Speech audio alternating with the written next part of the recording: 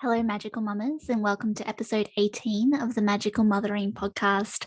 I'm Dania Foster, elemental energy healer and nurturer of mamas who are struggling with disconnect whilst raising highly sensitive kids.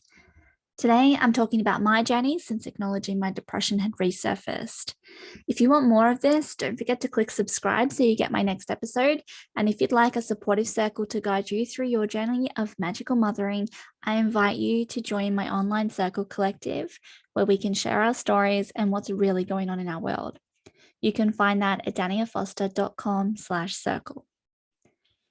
You can see all my episode notes at daniafoster.com/blog/episode 18. And if you would like a more intimate container to work with me on becoming the grounded guide your child chose you to be, please send me an email, dania@daniafoster.com. I'd love to be your guide for your own magical mothering journey. So first off, I want to apologize for disappearing in this space. I just logged into my podcast notes and saw that I was partway through a podcast on celebrating winter solstice with our children, but it got abandoned. I fucked up. I didn't listen to my own knowing. You see, I got caught up in this whirlwind of fear and pushed myself to do more than my energy had available. You see, last year I decided to take on more uni subjects than I had allocated for my rhythm. I had scheduled myself to be finished in my degree by the end of 2024, which would mean taking 10 years to complete a 4-year full-time degree. It was all planned out so that I could do it alongside my children's needs, homeschooling, and parenting my way. But when the shit hit the fan in the early stages of 2020, I reverted back to my version of survival mode, which is fix it for everyone. So I prematurely launched an in-depth course that required so much more of my attention than I had spare. And then I realized, I better finish this degree. Multiple reasons came up, fear-based, of course. One that I'd be locked out of finishing if I didn't comply with mandates. A conspiracy theory that has now come to light. And other reasons where I saw the overwhelming need for mental health support and natural health being the only option for my future as I see it.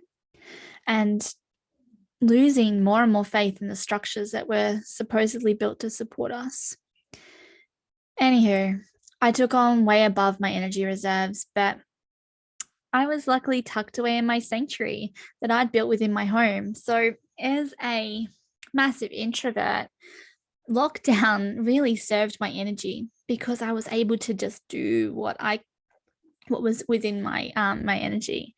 And it was when I was asked to step outside that bubble, when the lockdowns ended and we were able to go back out and do things again, contribute to society, events started back up, I cracked. My energy was depleted. I was skating on a thin layer of reserves and I was pushing myself beyond that. It tumbled me down this rabbit hole of all the internalized memories of feeling out of control that I'd stored within my body. So, of course, I was simply riding waves of anxiety-induced rage and depressive episodes, things that I had once overcome. Well, going back to, when I was a new mom, that's what I was like. And, I've done a lot of work since then, a lot of inner work, and to know where my strengths are in my energy and what are the practices that keep me on track. But I'd let all of that go. I wasn't listening. And in order to keep up with all of these heavy expectations I'd laid out upon myself, I needed to have those back. It was at this point where I wouldn't leave my home anymore for the panic attacks. I couldn't hold that responsibility of looking after the world. How indulgent is this ego of mine, thinking that I could ever take on that responsibility to look after everybody in the world?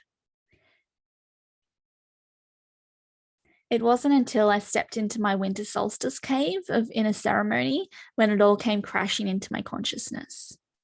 I'm so grateful that I do have seasonal rituals that do bring me back into alignment, even when I haven't been listening to my inner voice. So you could go a whole season without listening, a whole season of tumbling into the depths of depression, anxiety, whatever may come up for you. And then we have ceremony at seasonal intervals, and it brings us back to ourselves. And we say, whoa, I haven't been where I wanted to be.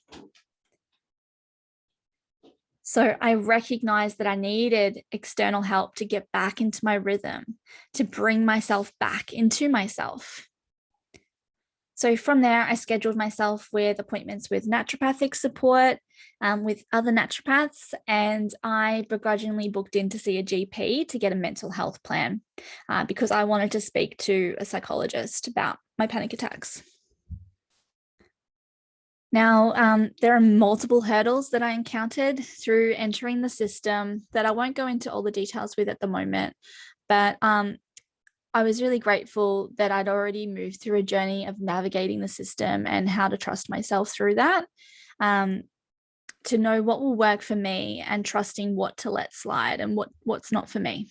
Okay, so one big problem that I saw moving through that system is that I went to the GP and requested help in June, and I didn't receive my first psychology appointment until September. The system's that far behind. And it was at that point that I was just ready to walk away and say, nah, I got this.